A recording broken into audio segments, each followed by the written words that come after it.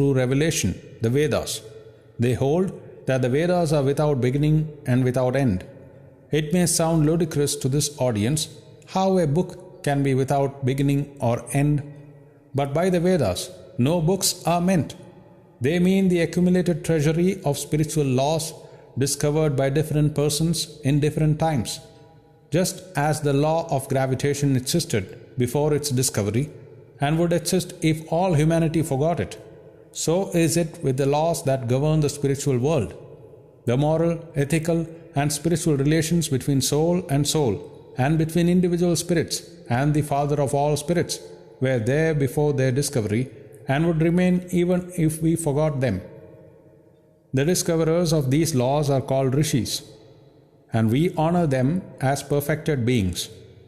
I am glad to tell this audience that some of the very greatest of them were women. Here it may be said that these laws as laws may be without end, but they must have had a beginning. The Vedas teach us that creation is without beginning or end. Science is said to have proved that the sum total of cosmic energy is always the same. Then, if there was a time when nothing existed, where was all this manifested energy? Some say it was in a potential form in God. In that case, God is sometimes potential and sometimes kinetic, which would make him mutable. Everything mutable is a compound, and everything compound must undergo that change which is called destruction. So God would die, which is absurd. Therefore, there never was a time when there was no creation. If I may be allowed to use a simile, creation and creator are two lines, without beginning and without end, running parallel to each other. God is the ever-active providence by whose power systems after systems are being evolved out of chaos, made to run for a time and again destroyed. This is what the Brahmin boy repeats every day. The sun and the moon the Lord created like the suns and the moons of previous cycles, and this agrees with modern science. Here I stand, and if I shut my eyes and try to conceive my existence, I.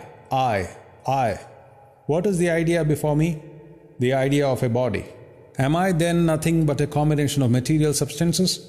The Vedas declare, no, I am a spirit living in a body.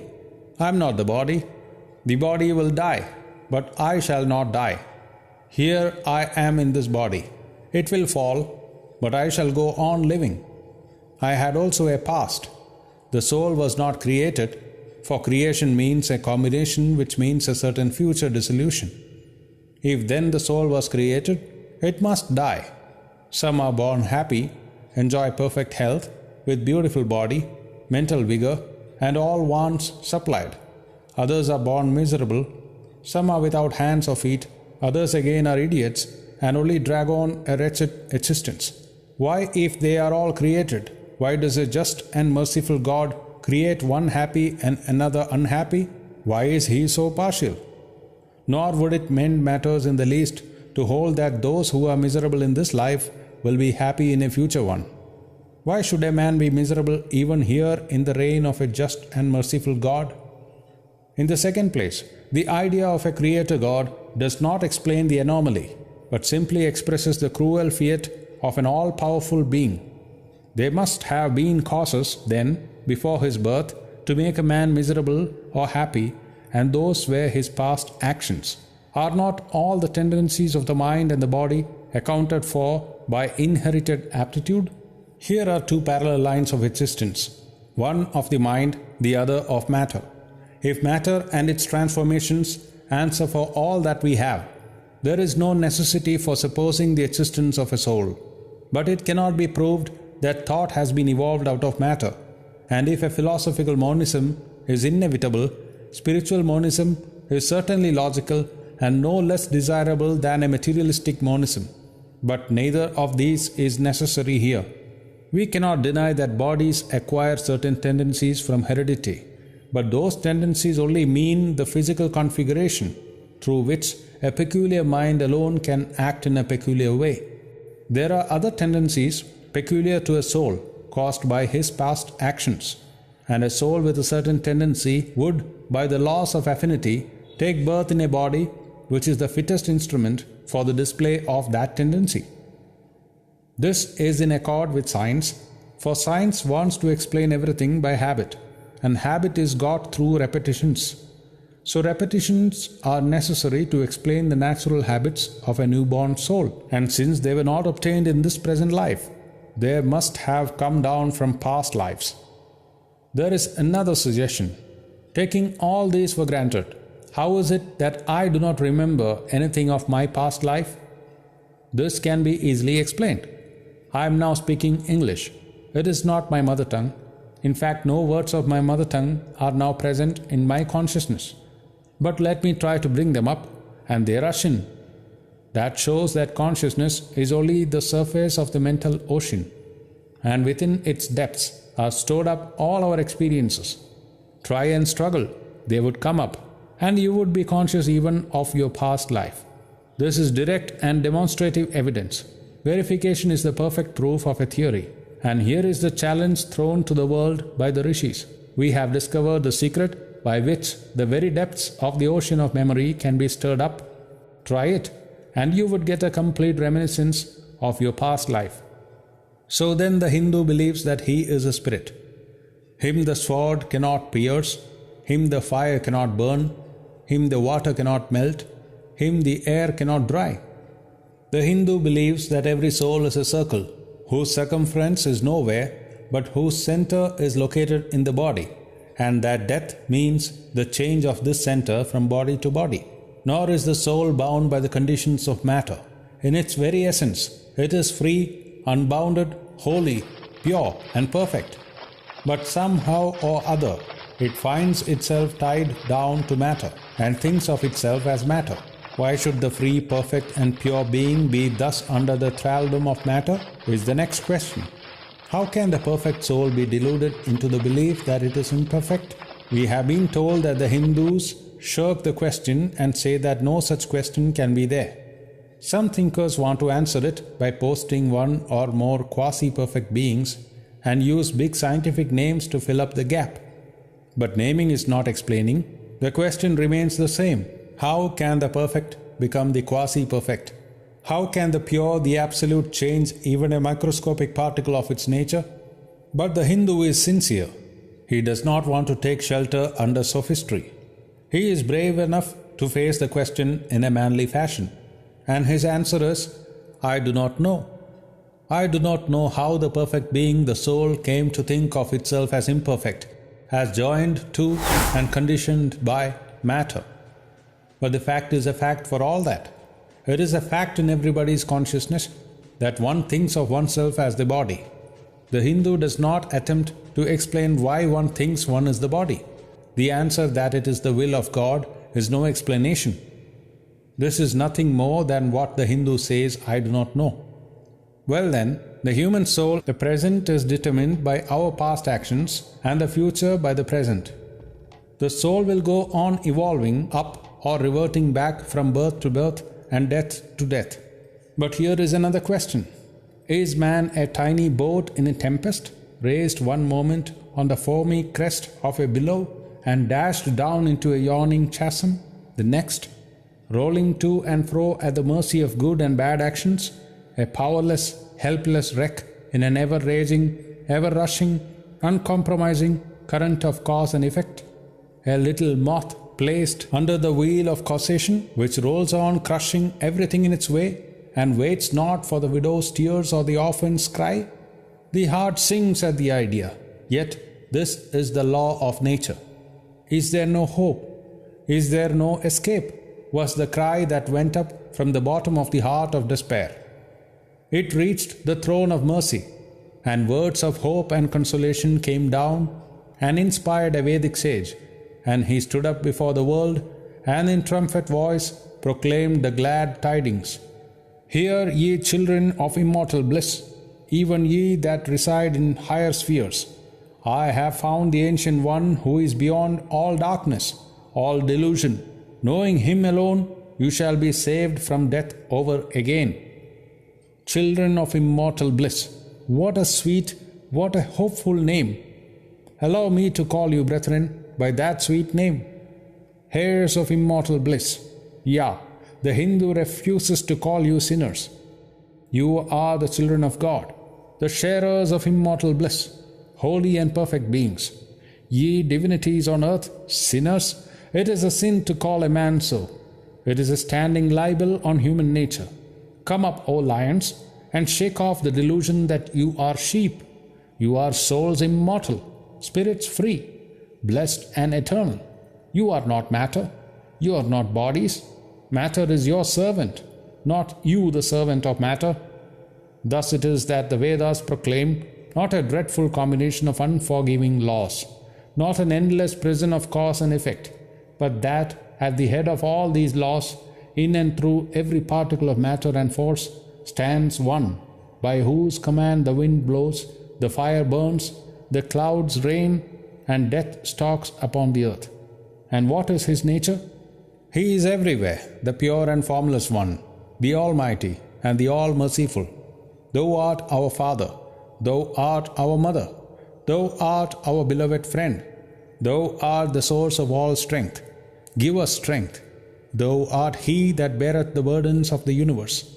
Help me bear the little burden of this life.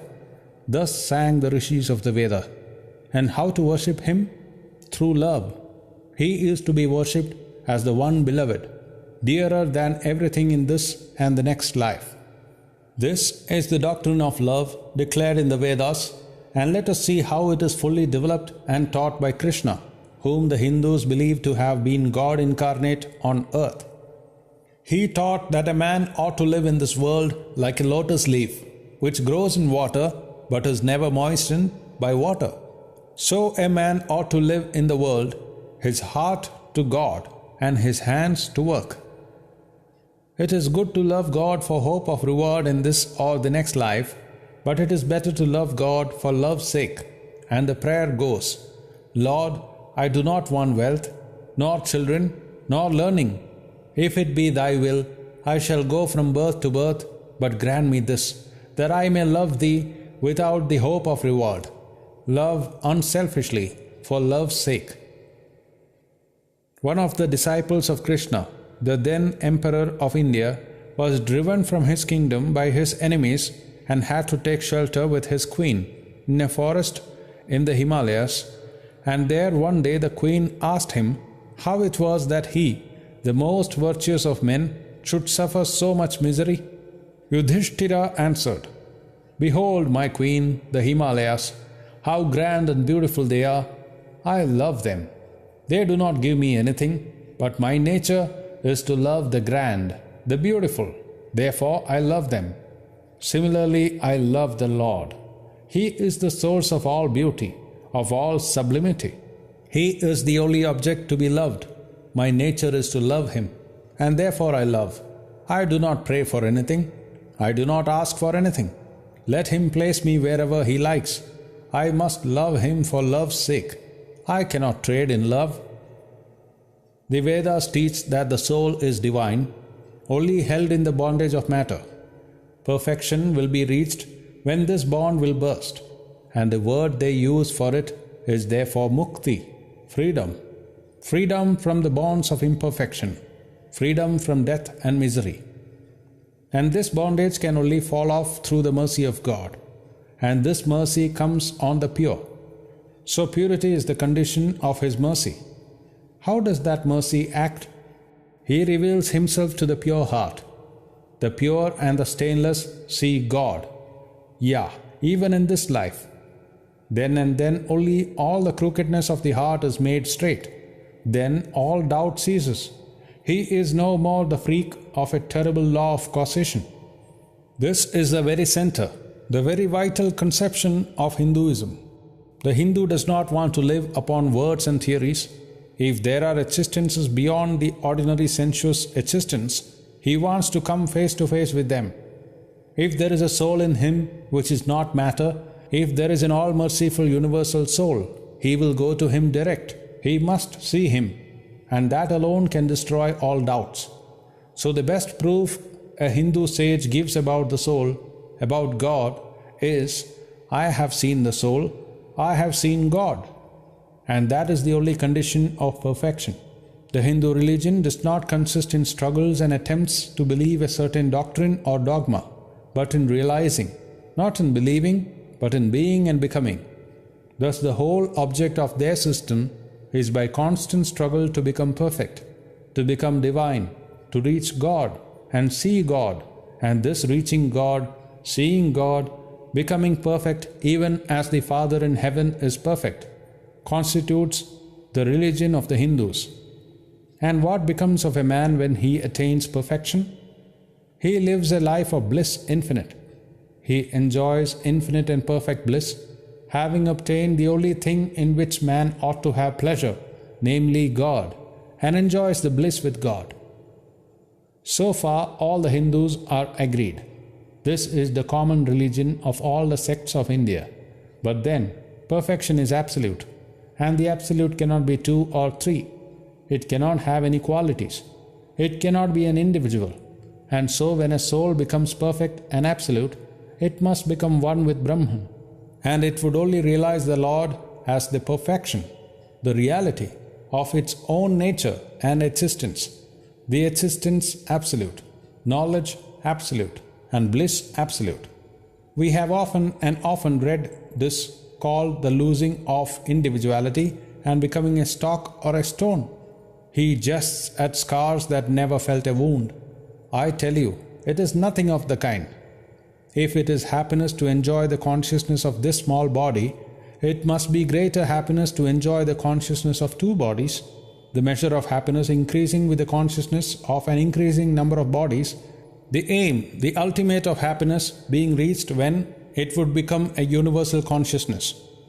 Therefore, to gain this infinite universal individuality, this miserable little prison individuality must go. Then alone can death cease, when I am one with life. Then alone can misery cease, when I am one with happiness itself. Then alone can all errors cease, when I am one with knowledge itself. And this is the necessary scientific conclusion.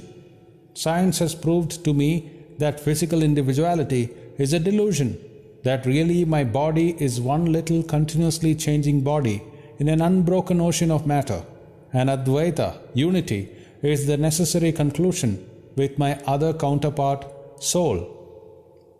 Science is nothing but the finding of unity.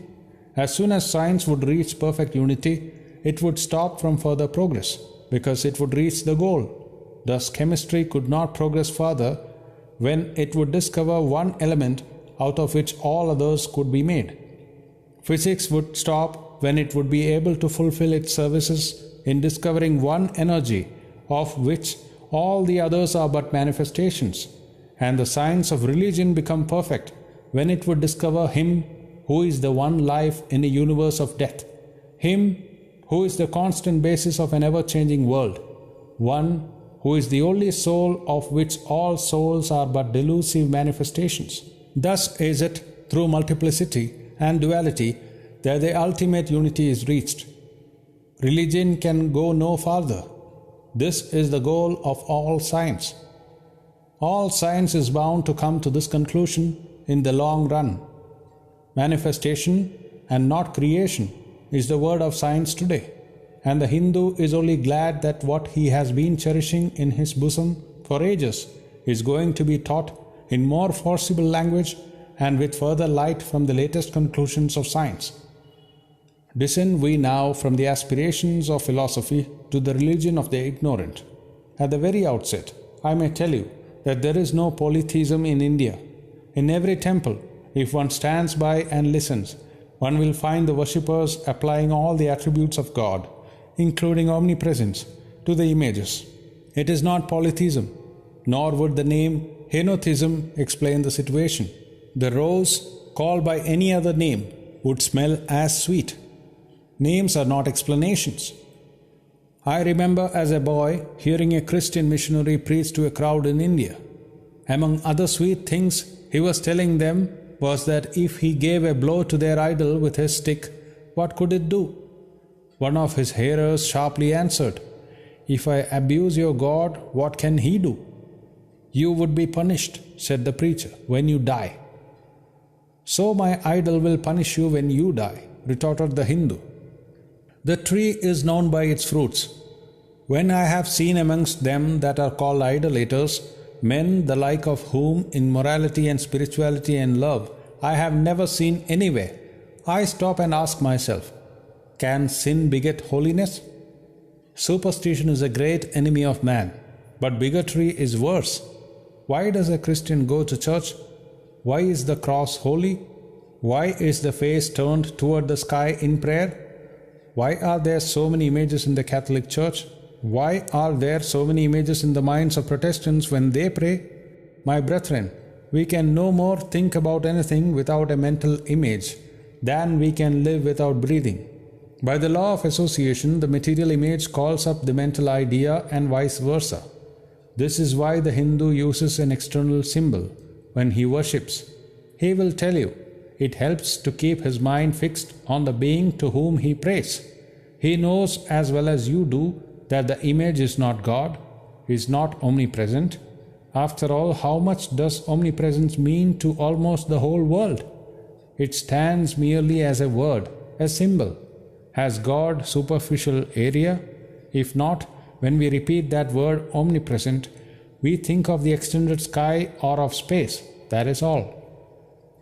As we find that somehow or other, by the laws of our mental constitution, we have to associate our ideas of infinity with the image of the blue sky or of the sea, so we naturally connect our idea of holiness with the image of a church, a mosque, or a cross. The Hindus have associated the ideas of holiness, purity, truth, omnipresence, and such other ideas with different images and forms. But with this difference, that while some people devote their whole lives to their idol of a church and never rise higher, because with them, religion means an intellectual assent to certain doctrines and doing good to their fellows, the whole religion of the Hindu is centered in realization. Man is to become divine by realizing the divine. Idols or temples or churches or books are only the supports, the helps of his spiritual childhood. But on and on he must progress. He must not stop anywhere. External worship, material worship, say the scriptures, is the lowest stage. Struggling to rise high, mental prayer is the next stage. But the highest stage is when the Lord has been realized. Mark, the same earnest man who is kneeling before the idol tells